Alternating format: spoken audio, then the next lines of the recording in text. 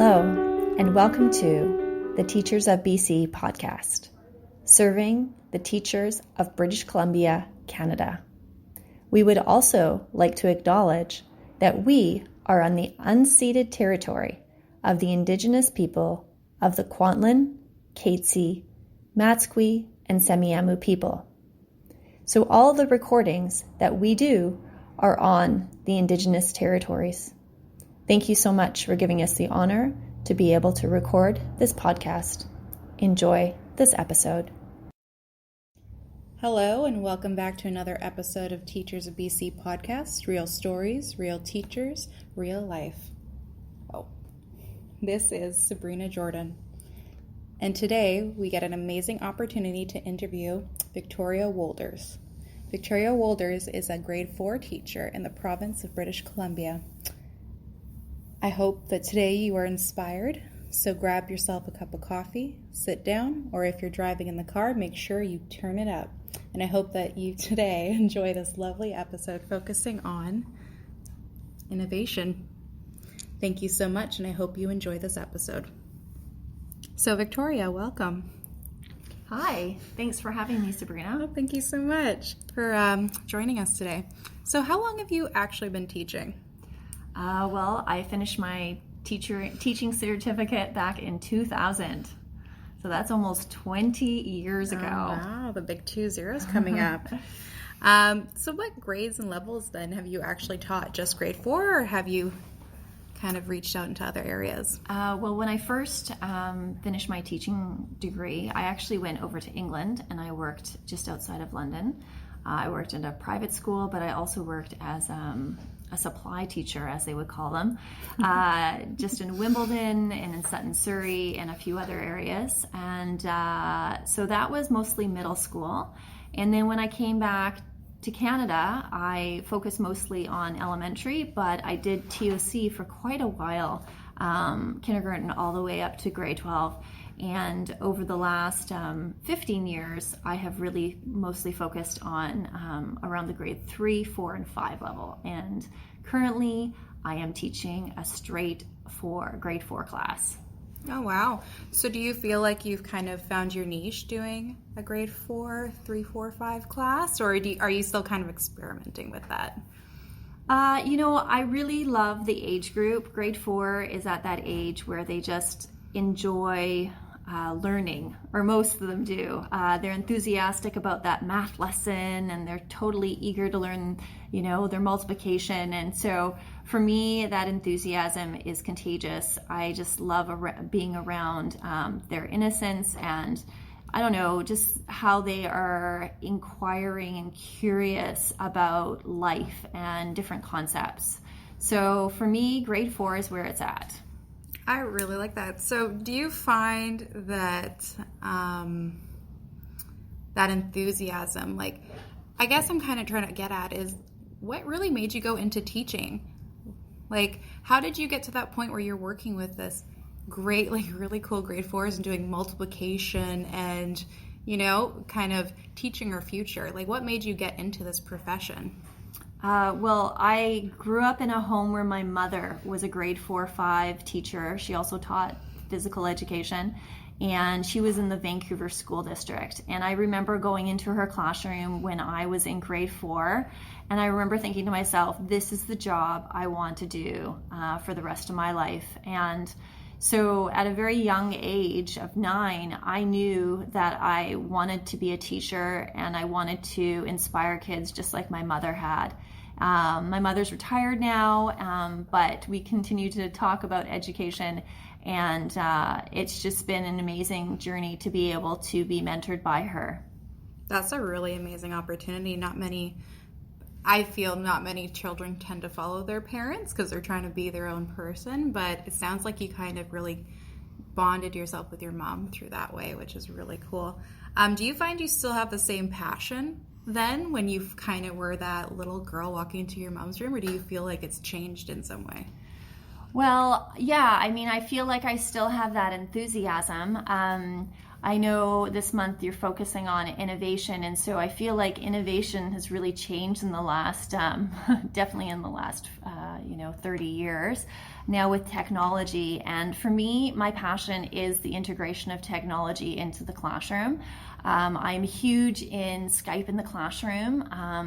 And so what Skype in the classroom is that if you go to the Microsoft Educator portal, they have Skype in the classroom there, and they actually are going to be starting and launching a new website very shortly on Skype in the classroom, and you can connect with people from around the world, different organizations, scientists, paleontologists, archaeologists.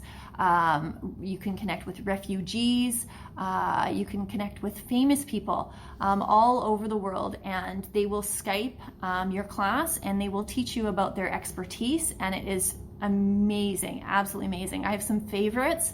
We Skyped a Syrian refugee who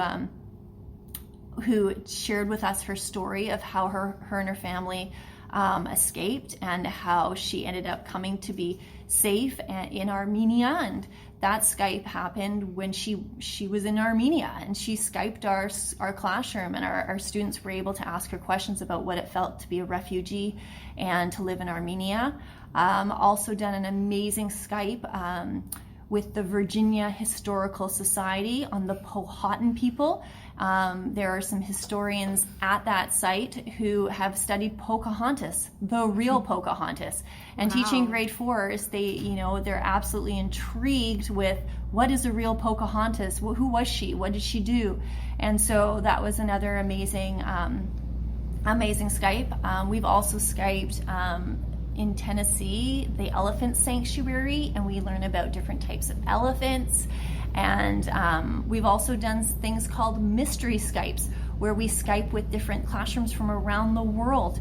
Some of my favorite included, I had a girl in my class who had an aunt who was a teacher in Brazil, and she was also a robotics teacher. So we Skyped her. She showed us some robotics and stuff that they're doing all the way down in Brazil, and her niece was absolutely so excited to connect with her.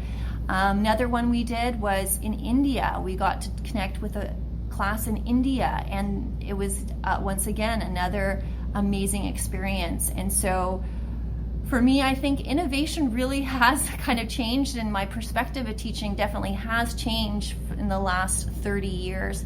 But it just seems like there's more tools and more platforms to innovate with. And for me, I definitely think that technology is my passion.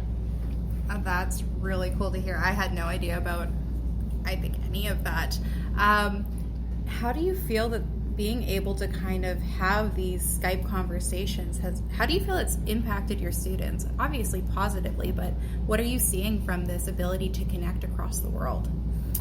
Well, I definitely see more of an engagement. I would consider myself as an environmentalist, and so a lot of my lessons that I connect with paleontologists, archaeologists, authors, historians, rangers from around the world, a lot of the questions have to do with what is the environment like where you live.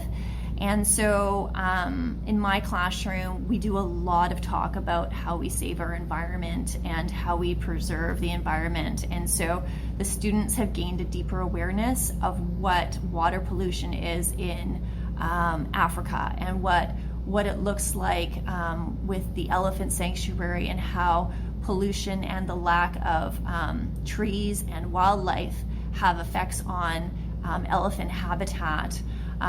We've connected with a nonprofit organization in the UK that talks about plastics. That was the first place I heard that, or first company I had heard that had definitely encouraged our class not to use plastic straws, and that was 3 years ago. And now in Canada, we're talking about not having plastic straws. So I feel like a lot of the conversation we have is about the global village and how we can save the environment, which is a very cool thing for me.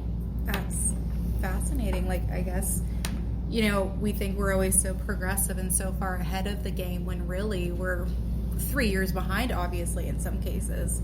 And I can imagine how that's going to impact, our children, but the students that we work with.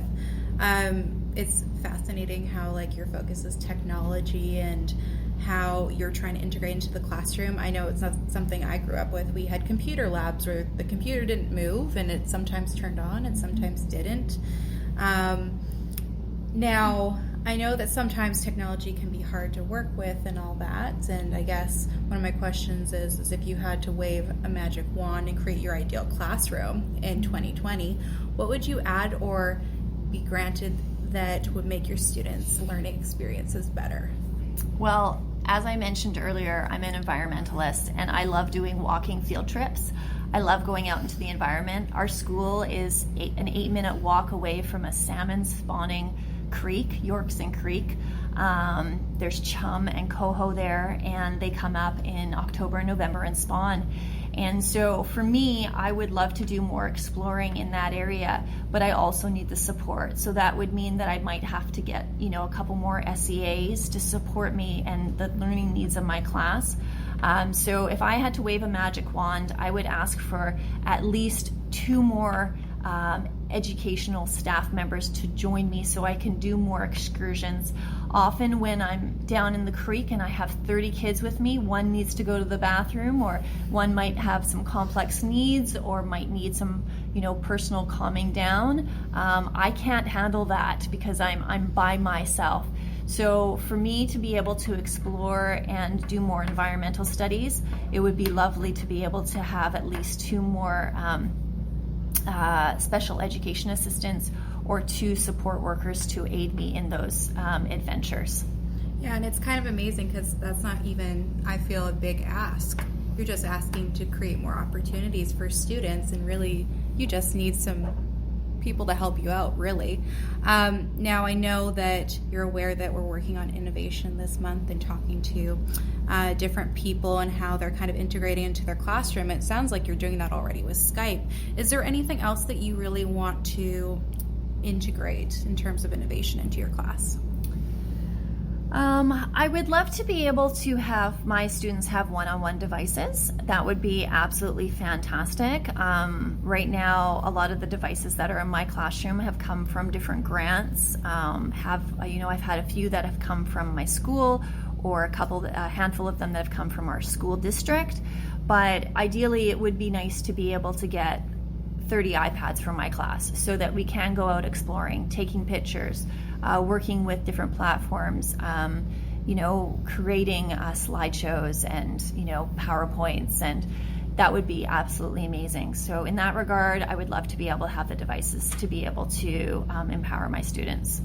Yeah, I could only imagine with what you're doing with your limited amount of technology, what you would be able to do if you were able to give each student an iPad to show their learning. I know, speaking for myself, I'd like to thank you for all you're doing for our students in Langley. I can only imagine how this is impacting them in such a positive way. So I'd like to thank you so much for taking your time, and I'd like to thank our listeners as well, and to please follow us on Spreaker, and you can find us on Twitter, Tumblr, and Instagram at Teachers of BC Pod. And if there's stories or comments that you would like to share, you can always reach us at teachersofbcpodcast@gmail.com. This is the Teachers of BC podcast. Real stories, real teachers, real life.